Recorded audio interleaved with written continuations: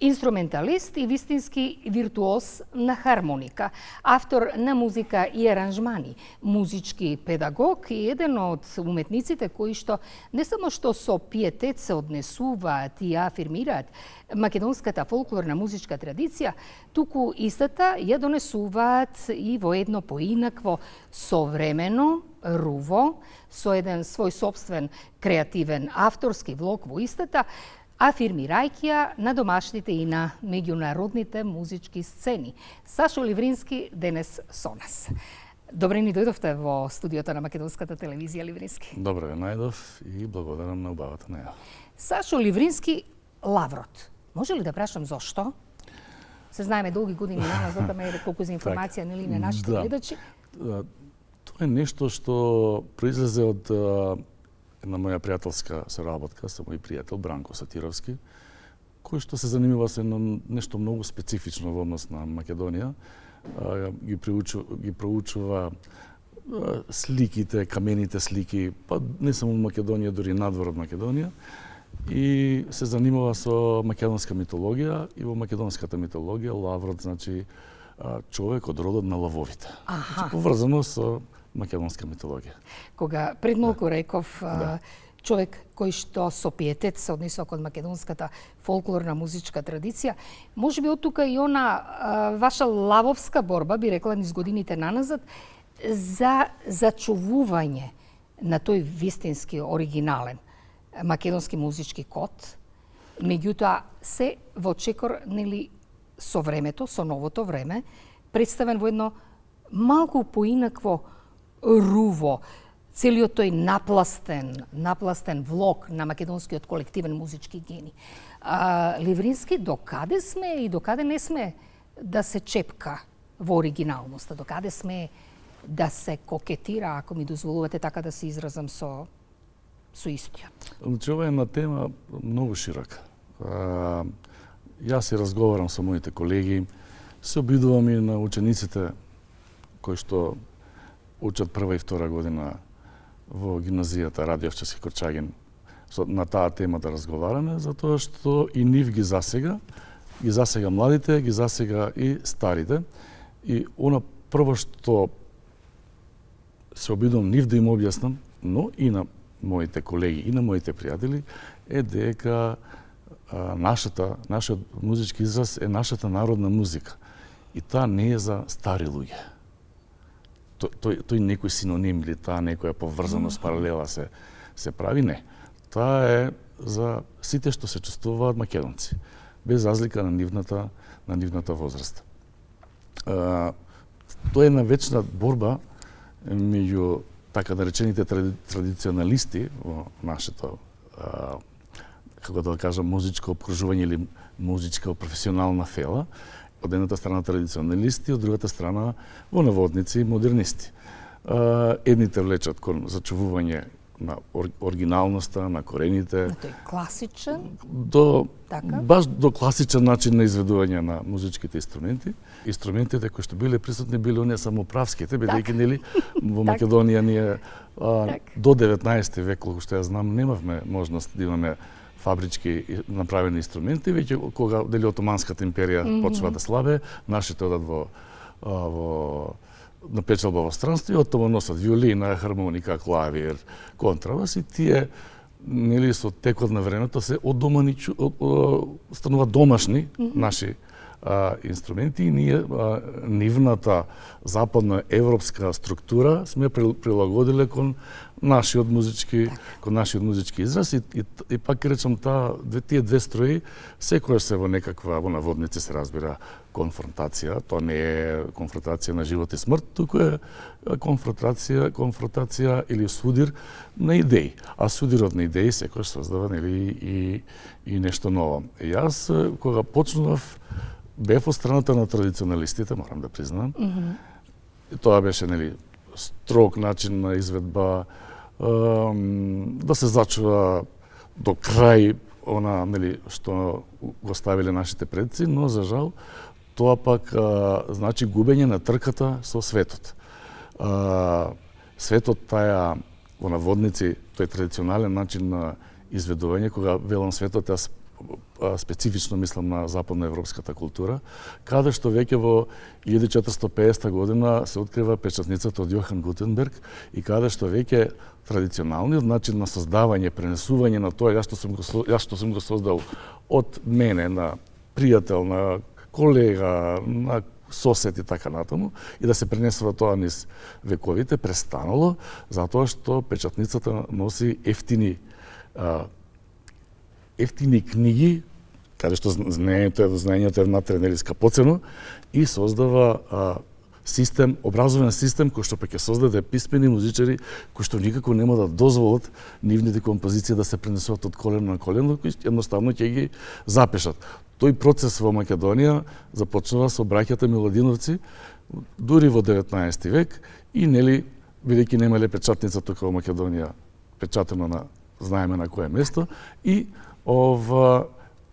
доаѓаме до, за жал, еден доцен првата половина после Втората светска војна, каде што имаме можност во Македонија да се школуваат во образовниот систем писмени музички создавачи кои што својата композиција ќе си ја запишат и тука веќе едноставно она што те научил факултетот за музичка уметност, се трудиш да го валоризираш или да го вметнеш во она што е наше, за да може и оној од Германија, Холандија или било каде во светот да го приближиш и да те разбере.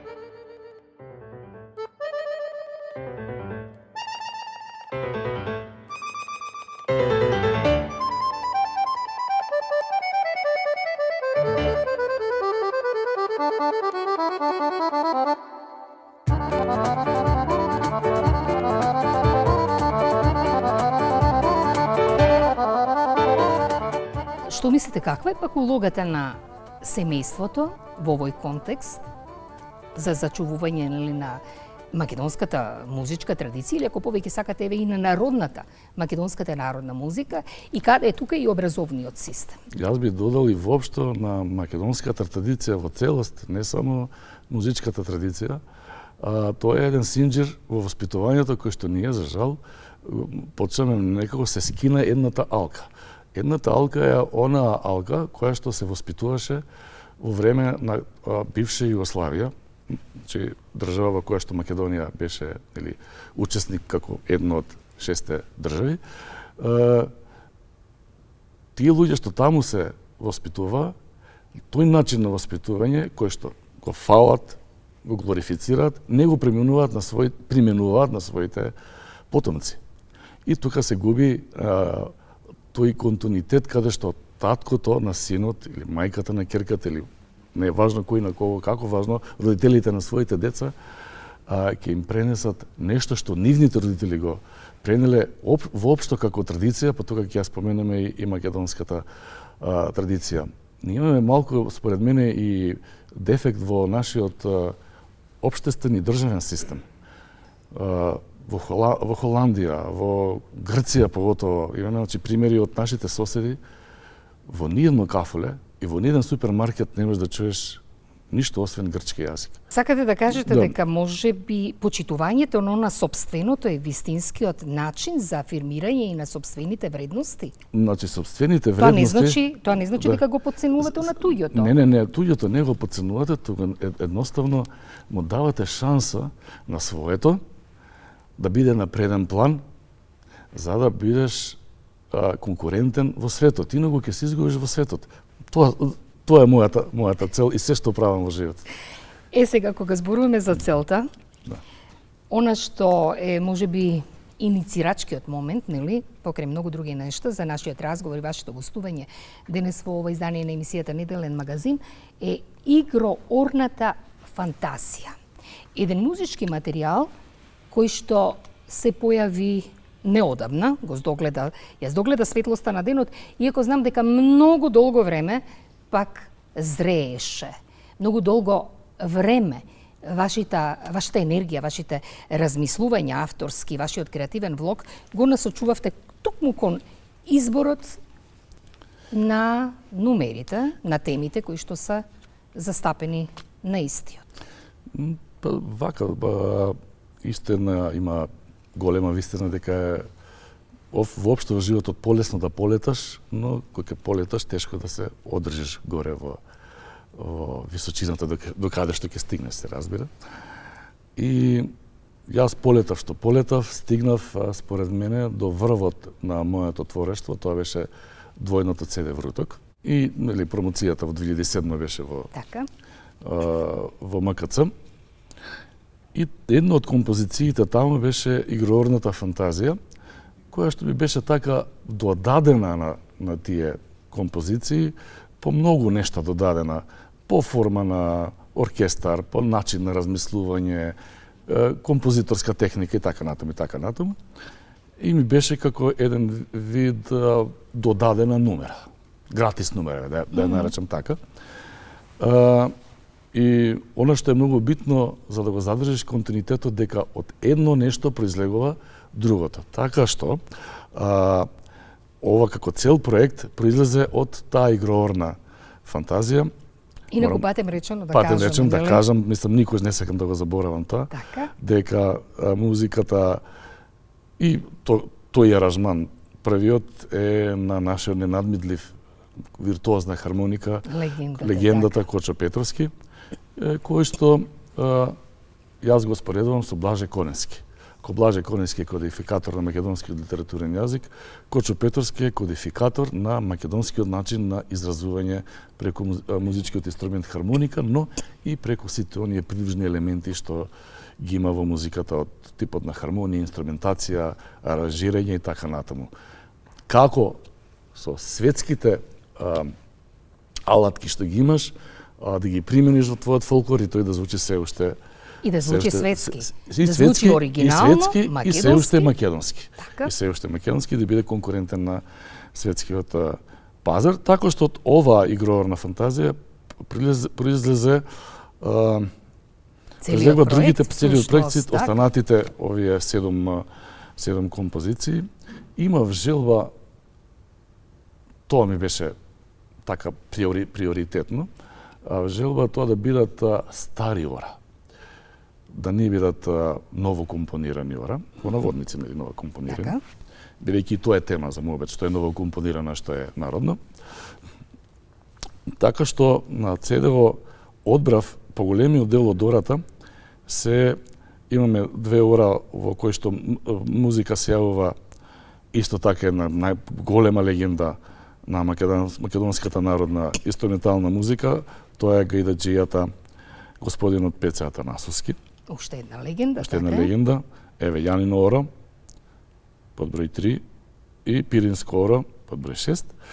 И Баба Ѓурѓа, понатаму Старо оро, Женско крстено, тие ако се народни, сепак се изведени од Оркестарот за народни инструменти при Македонската радио телевизија, чиј што долгогодишен шеф беше Пеце Атанасовски, така што тој, иако изворно не се негови авторски ора, сепак се со негов белег. Со негов белег, затоа што јас мислам дека и изведувачот, дали е инструменталист или пеач, мислам дека е автор на композицијата. Така е.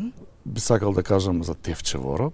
Тоа е музика на мој пријател од Велес, Панче Тевчев, кој што често се вака си одиме на кафе муабет, поголем дел од времето јас одам до Велес, и кој што во последно време ги знае сите мои музички размисли и ми понуди една тема, слушни ја. Темата се совпадна со се она што мене беше како идеја тука и со некаков музички вкус, така што еве и тој се најде во авторите на овој проект. Покрај што се наоѓам јас, дали во академско оро, останатото е тоа што го кажавме. Игроорна фантазија и приказната за делото нели на Кочо Петровски беше всушност една, можеби би рекла, харизматична тема, која што како да го обои сето она што е поместено како авторски влог на ова CD.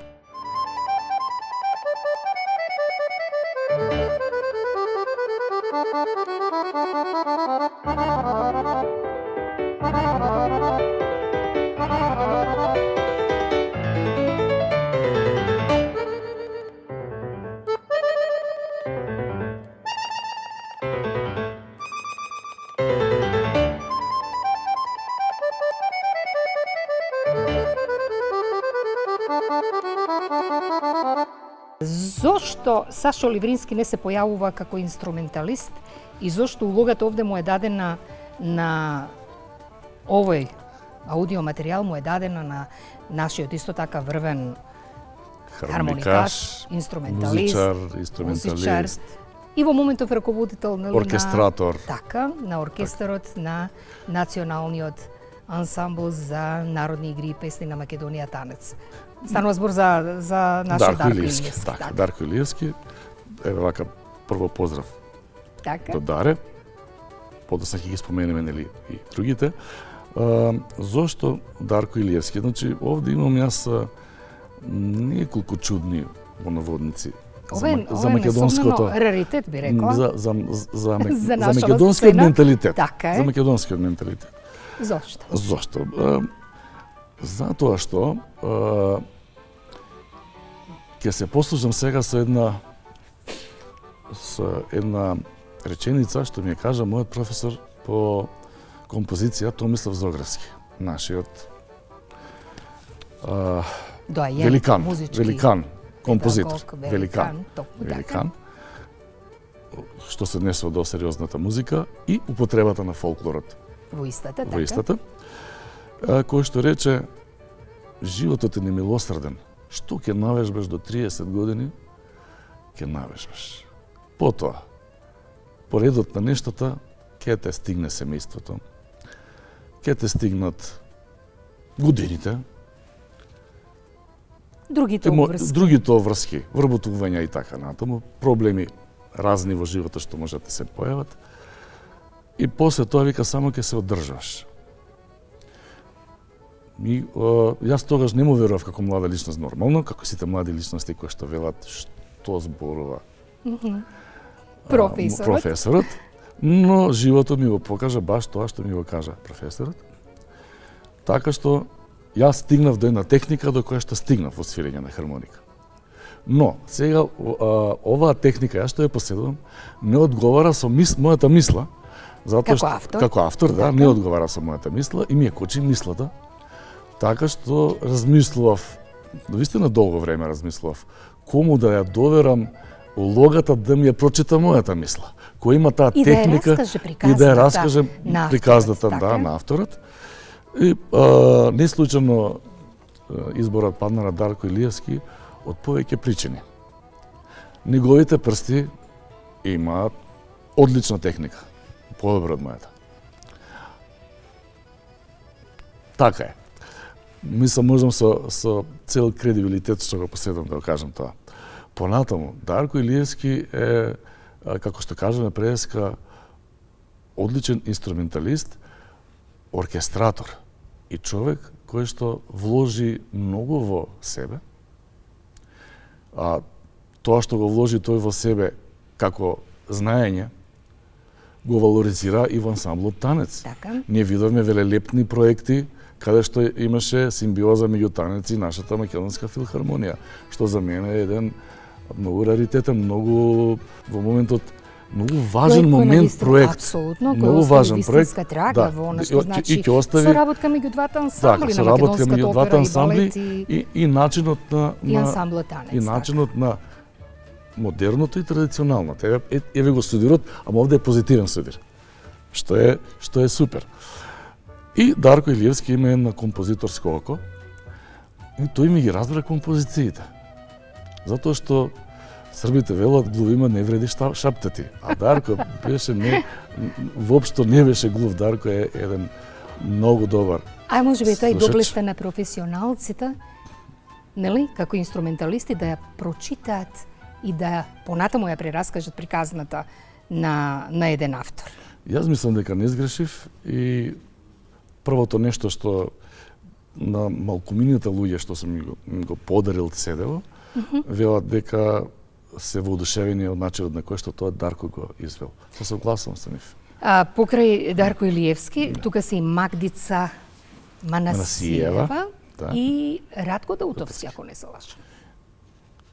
Јас би почел со Магдица, и Ратко Даутовски, што и да кажеш, малку е за него. Магдица е професорка по клавир во Панче Пешев мислам дека основно музичко училиште во Куманово, магистер по клавир. Со неа сме пријатели долго време. Да, веќе и долго време соработувате. И соработуваме. Таа беше дел од тимот што ги изведе етнолирика, односно македонски народни песни со клавир и вокал глас, односно сопран, со Јелена Алексич, Така. нашата колешка. И таа соработка со Магдица продолжи и на ова CD, бидејќи таа и беше навистина многу важно да учествува. А може би и како еден професионален предизвик? Па професионален предизвик од гледна точка што за жал имаме еден мал подценувачки однос на оние од модерната музика кон традиционалниот начин на изведување, како дека е тој во смисле лесен, едноставен, повторувачки и така. Ама не е натаму. така. Но Магдица добро се измачи за да ги оцени. Во наводници се разбира, кога ќе речам измачи, требаше да седне и да ги Со љубов и со посветеност. Со посветеност да се навежбат тие за да се добие она што треба се добие во континуитет, затоа што утреден ако ова CD, а се надам дека ќе добие концертна промоција, ќе треба да ги отвори од почеток до крај. Така е. И последниот, нели Радко Дутовски, Така. да не го забравиме, син на мојот старествот Драган Дутовски. Велат крвта не е вода. Крвта не е вода, но мислам дека Радко е сам се избори за она што е денес тој како човек што свири ударни инструменти, сам се избори, сам си ги најде врските во светот, учествува на разни фестивали, учествува на извикани музичари светски и наистина мене беше чест што се согласи да биде дел од овој проект. И затоа овој проект звучи така како што звучи. Самиот рековте дека може во догледно време да очекуваме и концертна промоција на истиот. Меѓутоа, што станува со видеоприказните? Ако за минатиот албум направивте, јавноста имаше можност да види 5. Така, да види 5 исклучително интересни видеоприказни, што планирате и дали планирате воопшто? Дали вреди, впрочем, создавањето на аудио-видео приказни на македонската музичка сцена? Колку истите се медијатор помеѓу или до современата публика, до современиот поглед на новиот гледач, на новиот слушател? Генерално тоа е еден вид на пренесување на музиката кој што се востанови и јас морам да му се поклонам. Тоа е тоа, значи видеото е нешто што пренесува покрај слухот и очите. Мене долгогодишното искуство ми покажало дека луѓето, поголемиот дел на луѓето, па мислам дека и над 90%, ако не сгрешам, гледаат музика, не слушаат музика.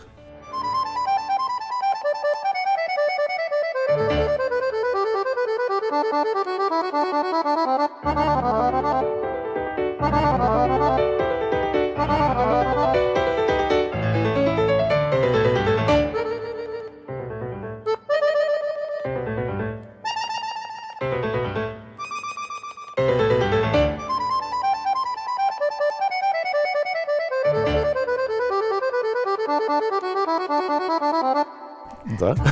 Гледаат музика? Гледаат музика, да. Така што мислам дека следниот чекор што би го направил со ова, во соработка со една X личност која што сега не би откривал, затоа што не знам дали соработката ќе се оствари. Ќе се оствари, за да не секогаш постојат некакви фактори на влијание. Дали ќе се оствари или не, но идејата, имавме еден првичен состанок, идејата е ова да се представи во 8 видео записи кои што би требало да бидат нешто многу интересно. Се разбира дека ќе бараме пак помош од нашата мила држава, од Министерството за култура, кое што еве да споменам дека го поддржа и овој проект.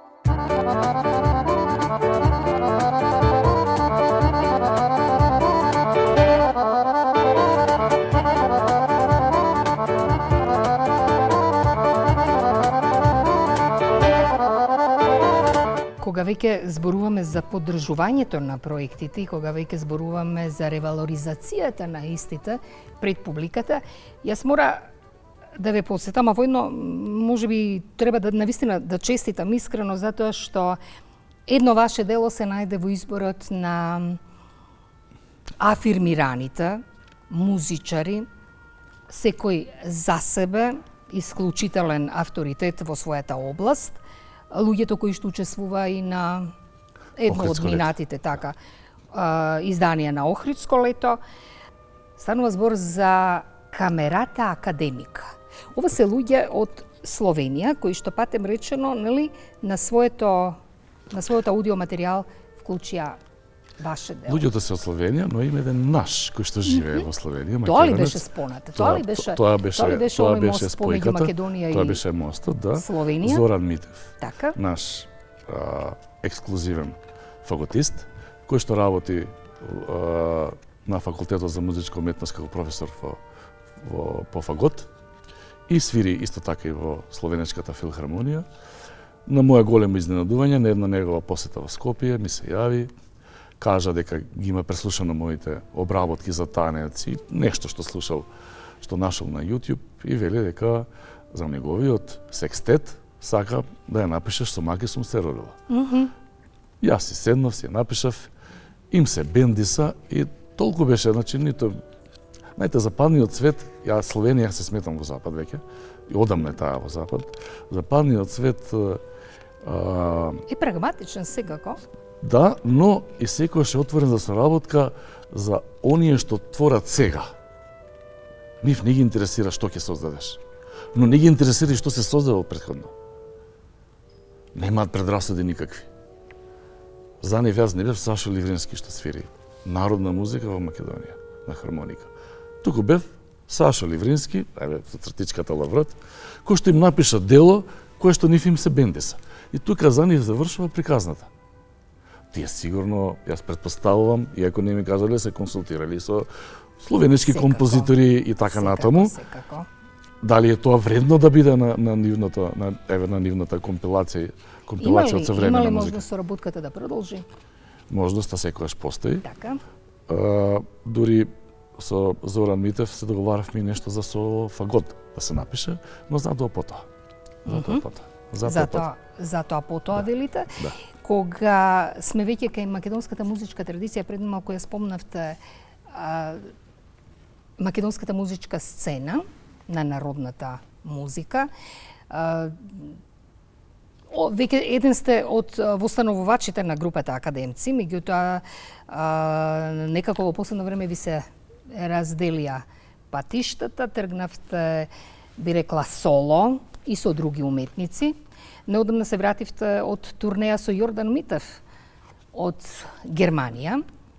Слушам дека убаво сте си поминале, дека на настапот имало над 500 луѓе. Која е всушност поентата? Која е идејата за афирмирање на македонските музички вредности на домашната и на меѓународната музичка сцена, без разлика за големината на истата? Што е тоа што всушност вие како уметници треба или им го нудите на нашинците далеко од Македонија, ма сепак нели со Македонија? Мене ми се наметнуваат неколку прашања што можам да ги изведам од ова едното прашање.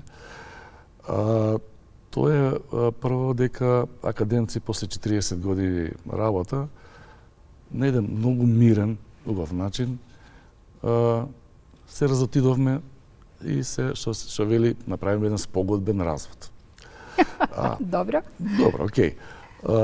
Што исто така многу ретко на нашата сцена. Така е, ретко е, затоа и се насмеав на вашата забелешка. Да, и јас му благодарам на Бога што господинот Јордан Митев се јави и рече дека сака мене како инструменталист, хармоникаш, да ме види во неговиот нов оркестар. И само за таа соработка би кажал фала Богу што постои Јордан Митев на нашава музичка естрадна сцена, кој што покажува една висока професионалност. Мислам, висока, зборот е мал, највисока професионалност.